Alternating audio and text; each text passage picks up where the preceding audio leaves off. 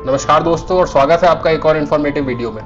आज हम बात करेंगे एक बहुत ही इंपॉर्टेंट और ग्लोबल टॉपिक पर, China's belt and road initiative यानी BRI और इसके अंडर डेवलपिंग कंट्रीज के रिकॉर्ड ब्रेकिंग डेट रीपेमेंट जो 2025 में होने वाले हैं। ये टॉपिक ग्लोबल इकोनॉमिक्स और इंटरनेशनल रिलेशन के लिए क्यों जरूरी है, आज हम उस पर रोशनी डालेंगे। So let's dive in. पहले थोड़ी सी बैकग्राउंड समझते हैं। बेल्ट एंड रोड इनिशिएटिव जो 2013 में चाइनीज प्रेसिडेंट शी जिनपिंग ने लॉन्च किया था, एक मैसिव ग्लोबल प्रोजेक्ट है। इसके अंडर चाइना ने बिलियंस ऑफ डॉलर के लोन दिए हैं डेवलपिंग कंट्रीज को इंफ्रास्ट्रक्चर प्रोजेक्ट जैसे रोड्स, पोर्ट्स और रेलवेज बनाने के लिए। ये सब एशिया, अफ्रीका और यूरोप को कनेक्ट करने के लिए था और इससे चाइना का ग्लोबल इन्फ्लुएंस भी बढ़ा।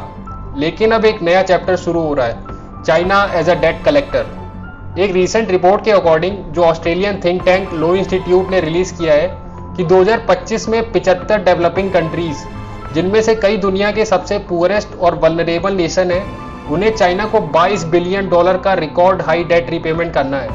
ये फिगर इसलिए इतना बड़ा है क्योंकि 2012 से 2018 के बीच चाइना ने BRI के अंडर मैसिव लोन दिए थे और अब उनकी रीपेमेंट का टाइम आ गया है। ये लोन्स का ग्रेस पीरियड अब एक्सपायर हो रहा है और ये एक क्रंच पीरियड बन गया है। लेकिन ये लोन्स बिना कंट्रोवर्सी के नहीं है।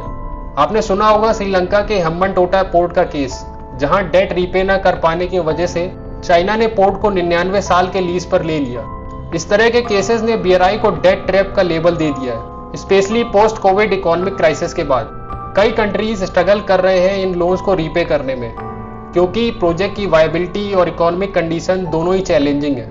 रिपोर्ट के मुताबिक 120 डेवलपिंग कंट्रीज में 54 कंट्रीज में अब चाइना को डेट रीपेमेंट पेरिस क्लब, जो मेजर वेस्टर्न लैंडर का ग्रुप है, उससे ज्यादा हो गया है। फॉर एग्जांपल पाकिस्तान, जो चाइना का क्लोज एलाय है, अब चाइना का सबसे बड़ा बायलैटरल क्रेडिटर है विद ऑलमोस्ट $29 बिलियन के लोन। इस साल पाकिस्तान को $22 बिलियन से ज्यादा का एक्सटर्नल डेट रीपेमेंट करना है और चाइना ने रिसेंटली $2 बिलियन का लोन रोल ओवर भी किया है under the China Pakistan economic corridor. China की तरफ से इस रिपोर्ट पर रिएक्शन भी आया है। चाइनीज फॉरेन मिनिस्टर ने कहा है कि ये रिपोर्ट्स र्यूमर्स है और चाइना का लैंडिंग इंटरनेशनल प्रैक्टिसेस और डेट सस्टेनेबिलिटी प्रिंसिपल के साथ है। उनका कहना है कि मल्टीलैटरल इंस्टीट्यूशन जैसे वर्ल्ड बैंक ही डेवलपिंग कंट्रीज के मेजर क्रेडिटर है। लेकिन ये बात भी सच है कि चाइना अपने BRI इन्वेस्टमेंट को अब मेगा प्रोजेक्ट से स्मॉल बट ब्यूटीफुल प्रोजेक्ट की तरफ शिफ्ट कर रहा है, क्योंकि डोमेस्टिकली भी उन्हें इकोनॉमिक स्लोडाउन का सामना करना पड़ रहा है। अब सवाल यह है कि चाइना का ये shift from capital provider to debt collector उसकी रेपुटेशन को कैसे अफेक्ट करेगा।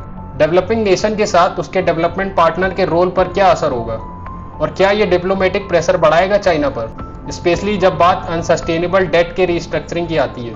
ये सब हम देखेंगे आने वाले सालों में। तो दोस्तों, ये था एक क्विक ओवरव्यू चाइना के BRI और 2025 के डेट रीपेमेंट सिनेरियो पर। आपको क्या लगता है, क्या ये सिचुएशन ग्लोबल इकोनॉमिक्स और जियोपॉलिटिक्स को रीशेप करेगी? अपने थॉट्स हमें कमेंट्स में जरूर बताएं और अगर ये वीडियो इन्फॉर्मेटिव लगा हो तो लाइक, शेयर और सब्सक्राइब करना ना भूलें और बेल आइकन दबाएं ताकि आपको हर नया अपडेट मिल सके। मिलते हैं अगले वीडियो में, तब तक स्टे इन्फॉर्म्ड, स्टे क्यूरियस। जय हिंद।